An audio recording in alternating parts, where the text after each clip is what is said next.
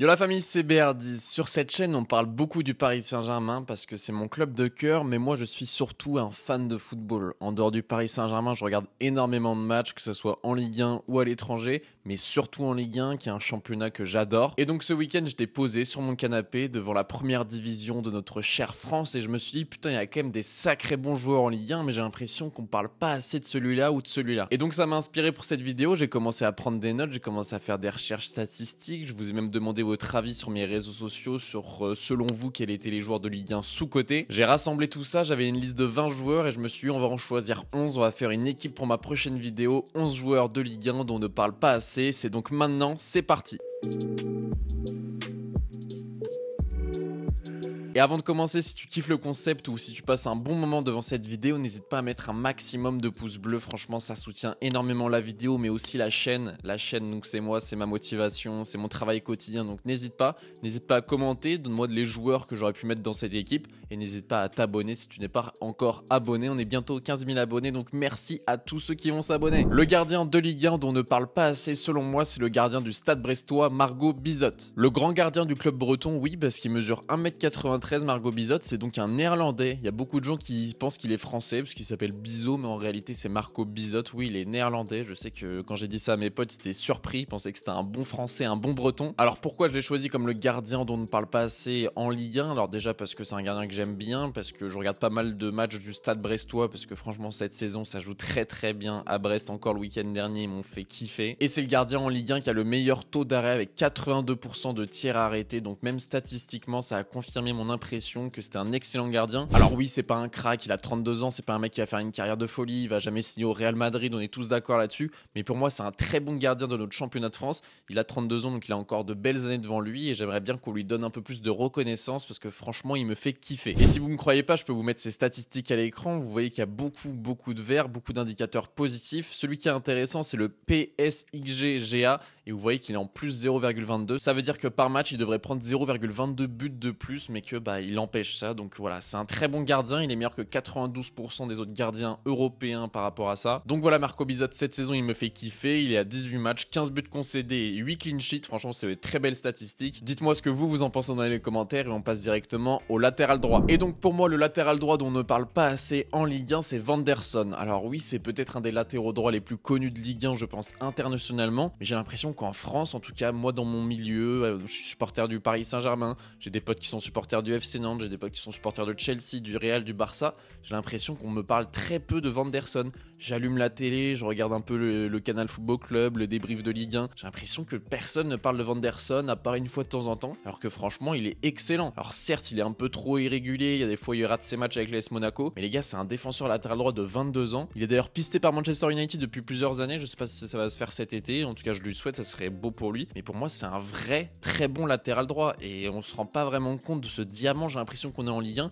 parce que quand il va exploser dans un club étranger l'année prochaine, je peux vous dire que tout le monde en France va dire ouais, Vanderson, il est excellent, mais là les gars, on l'a à l'AS Monaco et j'ai l'impression qu'on n'en profite pas. Alors dites-moi ce que vous en pensez, s'il y a des supporters de l'AS Monaco qui passent par là, pourquoi pas avoir votre avis. Mais moi, Vanderson, quand je regarde les matchs de l'AS Monaco, ce qui m'arrive quand même régulièrement, parce que je regarde beaucoup de matchs de Ligue 1, je le trouve excellent. Alors oui, par exemple, face au Paris Saint-Germain, il y a pas très longtemps, il avait fait un mauvais match, mais sinon, par exemple, face à Toulouse, face à Rennes, j'avais bien aimé ses prestations. Et statistiquement, là c'est un joueur très complet, comme je vous le disais. Je vous mets ses statistiques FBref, qui est la référence des sites de statistiques. De toute façon, vous connaissez si vous suivez ma chaîne, j'en parle très souvent. Il y a du vert partout aussi, les amis. Et ce qui est intéressant, c'est qu'il est aussi bon défensivement qu'offensivement. La partie haute des statistiques, c'est les trucs offensifs. La partie basse, c'est les statistiques défensives.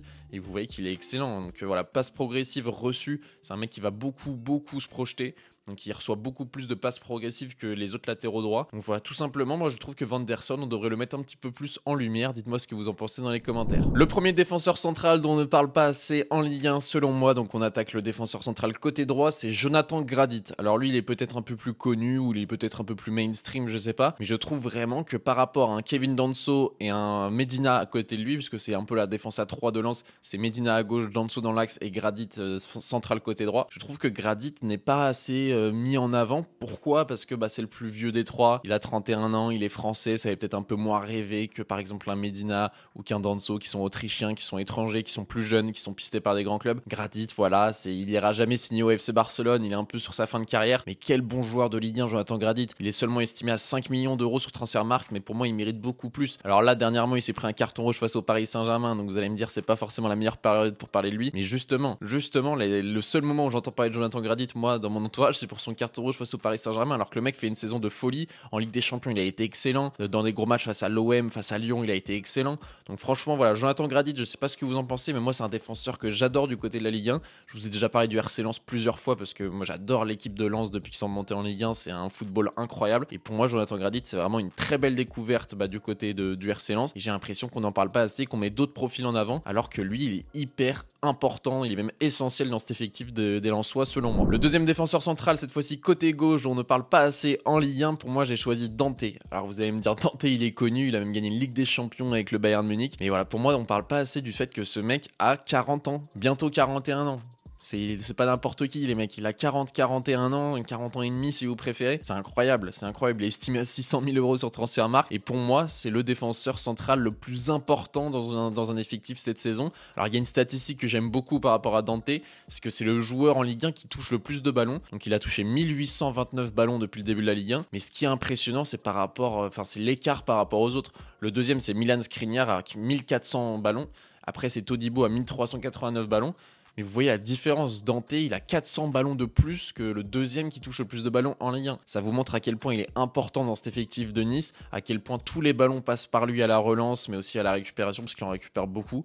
Mais dès qu'il y a besoin de donner le ballon, on va dire, et d'être un petit peu sûr de la relance côté niçois, on va chercher Dante, parce qu'il a une qualité technique incroyable, il a une qualité de relance de folie, et il a tout simplement une faculté d'adaptation, et le fait d'être très zen, très relax, sans aucun stress sous le pressing adverse, voilà, Dante, c'est ça, et c'est pas pour rien qu'il touche 1800 ballons en Ligue 1, qu'il est le joueur qui en touche le plus, parce que voilà, c'est un défenseur central tout simplement hors norme, et j'ai l'impression qu'on s'en rend pas assez compte, parce que voilà, on a banalisé le fait un peu qu'il soit dans notre championnat de France, mais pour moi Dante, c'est un joueur tout simplement exceptionnel. Alors pour terminer la défense, on arrive sur le latéral gauche avec Bradley Loco, qui pour moi est vraiment sous-estimé dans le championnat de France, et d'un point de vue médiatique, on ne parle jamais de Bradley Loco, je suis désolé, c'est un jeune joueur, 21 ans, français, gaucher, c'est une petite pépite les amis, il est excellent avec le Stade Brestois. Qu'est-ce qu'il vous faut de plus pour en parler? Il est bon offensivement, il est bon défensivement, il fait l'ascenseur sur son côté, il a une qualité de centre formidable, il a tout pour être un très bon latéral gauche, mais j'ai l'impression que tout le monde s'en fiche. Alors peut-être que c'est parce qu'il joue à Brest et que voilà, ça fait pas peut-être vendre des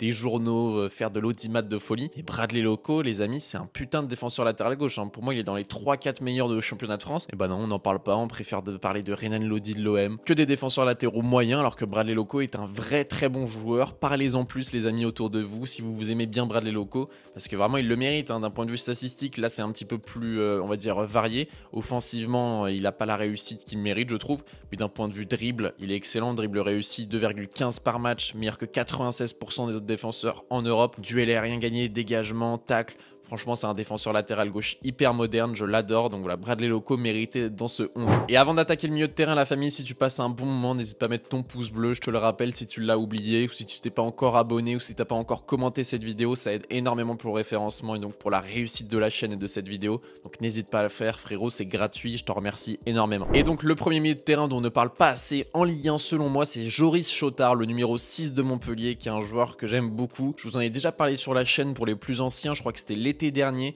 dans mon mercato parfait de l'Olympique Lyonnais peut-être, où je le voulais à Lyon je crois, parce que pour moi Joris Chotard c'est un mec qui peut viser plus haut que Montpellier, et je pense que, j'ai même aucun doute sur le fait que cet été il va partir de Montpellier pour aller au-dessus. Il y a des clubs qui le suivent à droite à gauche et même à l'étranger. Voilà, Joris Chotard c'est un milieu qui a un profil vraiment atypique, c'est pas un mec qui va prendre beaucoup de risques à la relance comme un Dante par exemple le défenseur. Lui c'est un mec comme un Ugarte un peu qui va assurer la première relance, et son but c'est vraiment de récupérer les ballons. Joris Chotard, alors qu'il est à l'aise techniquement, mais il est surtout à l'aise physiquement, il est à l'aise avec son corps, il est à l'aise dans l'analyse du jeu, c'est un joueur très intelligent qui a une très bonne vision, et il récupère énormément de ballons. Alors là déjà, dans la composition d'équipe de Montpellier, il joue comme ça, il joue en double pivot, par exemple avec Fayad, et donc lui c'est vraiment le numéro 6, et lui comme je vous mets ses statistiques, vous voyez que d'un point de vue défensif, c'est excellent. Tacle, interception, bloc, récupération. Par contre, tout ce qui est passe, etc., là, c'est plus compliqué. Alors, il joue à Montpellier, c'est pas forcément... faut remettre en relief, bien entendu, parce que s'il jouait sous le Paris Saint-Germain de Luis Enrique, il aurait des très bonnes statistiques de passe, donc forcément, ça aussi, ça joue.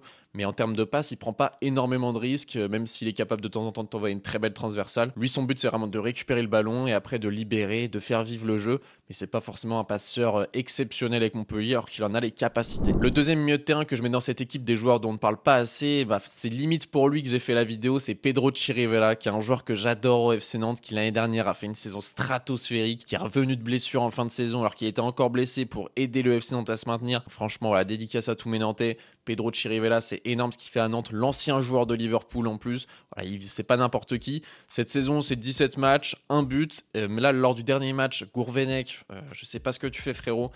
Il a mis Chirivella milieu droit, alors que tu as un Sissoko au milieu de terrain. Sissoko qui a joué plein de fois milieu droit dans sa vie, il a préféré mettre Chirivella. Voilà, j'espère que ça va pas continuer comme ça, parce que sinon, mon Chirivella, on va en parler, mais pas pour les bonnes raisons. On va en parler parce il va devenir nul. Forcément, si tu le mets milieu droit, ça va mal se passer. Mais au milieu de terrain, Pedro Chirivella, c'est un joueur exceptionnel. Alors déjà, c'est un vrai leader pour le FC Nantes, c'est un leader vocal, mais un leader technique. Forcément, il est formé à Liverpool, donc techniquement, il est au-dessus du lot. Mais il est aussi très bon physiquement, il a une très belle protection de balle. Il a une qualité de passe vraiment au-dessus de la moyenne, il a une qualité technique très bonne. Le seul défaut que je lui trouve vraiment à Pedro Chirivella, c'est qu'il croque pas mal d'occasions.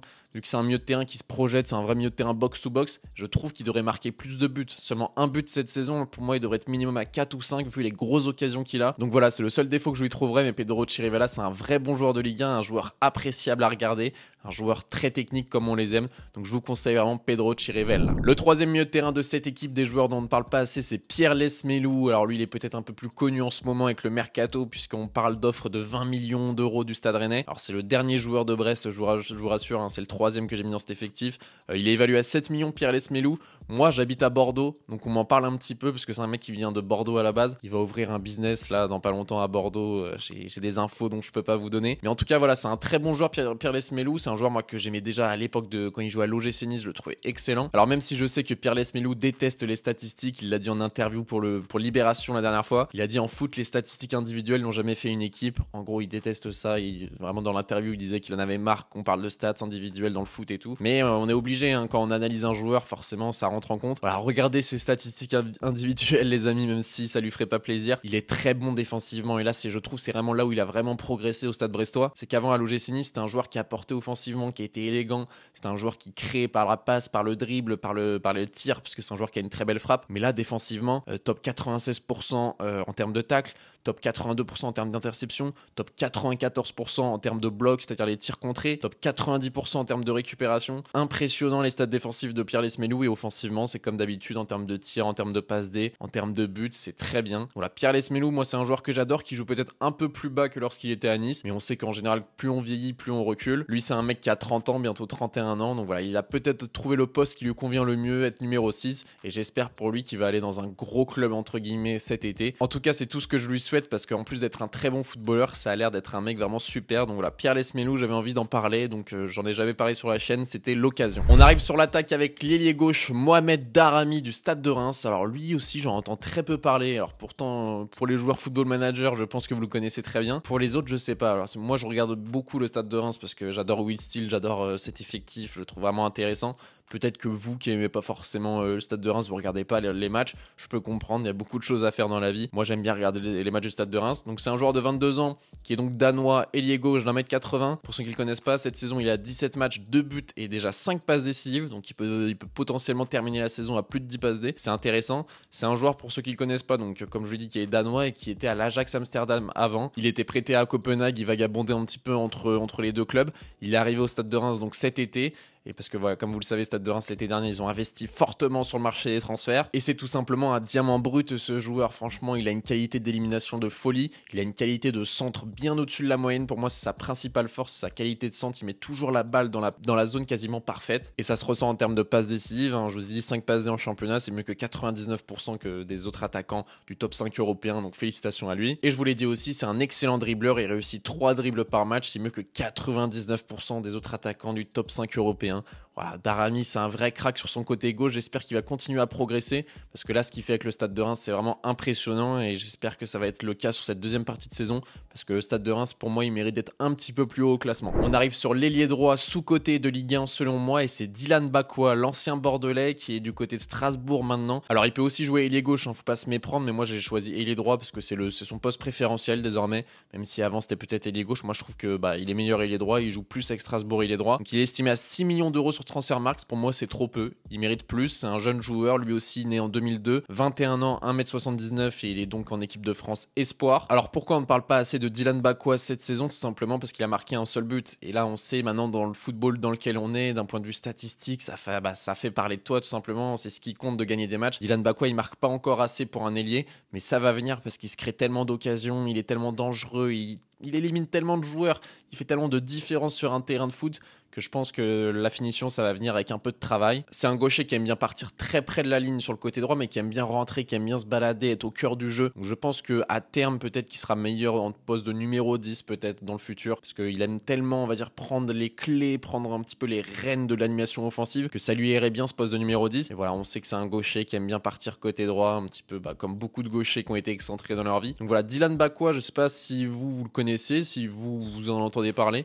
Personnellement, je n'en entends jamais parler, alors que c'est un joueur à Strasbourg qui fait du sale, qui joue dans cette composition, donc avec Strasbourg. Là, je vous ai mis une compo un petit peu type, parce qu'il y a Angelo aussi qui peut jouer à droite. Et donc, tu as Angelo, Bakwa, Diarra, Gamero devant. Alors après, ça tourne, parce qu'ils ont quand même pas mal d'attaquants à Strasbourg. Mais c'est pour vous donner une idée, il est arrivé l'été dernier avec Mwanga, un autre Bordelais, mais lui qui est beaucoup plus défensif. Voilà, dites-moi ce que vous en pensez. Personnellement, moi, c'est un joueur que je trouve très sous-coté. Et on arrive sur le dernier joueur de cette vidéo, la famille. Si t'as passé un bon moment, mets ton petit pouce bleu, frérot. On arrive sur un fils d'un ancien footballeur. Le footballeur, c'était Eli Kroupi. Et donc, le joueur dont je vais vous parler, c'est Eli Junior Kroupi. Voilà, ils sont pas fait chier. Il a pris le même prénom et le même nom que son père. Mais voilà, ils ont rajouté Junior. Moi, j'aime bien. Je trouve ça stylé quand on rajoute Junior. Son père, Eli Kroupi, c'est un mec qui a joué à Rennes. C'est un mec qui a joué à Nancy. C'est un mec qui a joué à Angers également. Donc voilà, il a une belle carrière. Il a fini en Arabie Saoudite ou au Qatar, je sais plus. Et donc, Eli Junior Kroupi, lui, c'est un jeune buteur, mais qui peut jouer mieux de terrain aussi. Il est très jeune, hein, très très jeune. Il est né en 2006. Putain, je pensais que c'était en 2004. Mais non, il est né en 2006. Il est déjà estimé à 15 millions d'euros sur Transfermarkt du côté de Lorient.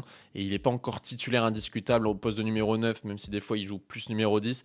Mais pour moi, il est vraiment meilleur en numéro 9. Hein. Il a vraiment l'archétype du numéro 9. Il fait 1m80, il est très bon dans la profondeur. Et si un jour il tourne autour d'un autre attaquant, par exemple un Olivier Giroud, par exemple, Giroud à côté d'un Eli Junior Kroupi, je peux vous dire que ça ferait du très beau travail. Donc voilà, Eli Junior Kroupi, il a 4 buts et 2 passes D en 17 matchs du côté de Lorient, alors qu'il joue que 50% des minutes. C'est de très belles statistiques, parce que par exemple, si on fait le calcul mathématique, s'il était titulaire, il devrait être à 8 buts et donc 4 passes D, ce qui est très bien pour une équipe comme Lorient. Il est sous contrat jusqu'en 2026, donc il lui reste 2 années de contrat. Je pense qu'il va partir cet été, à moins qu'il prolonge, mais je pense qu'il va partir. Je le verrai bien en Bundesliga, je pense que ça serait parfait pour lui. On sait que maintenant les Français se régale en Bundesliga et je pense que Eli Junior Kroupi a le profil parfait, technique, rapide, vif.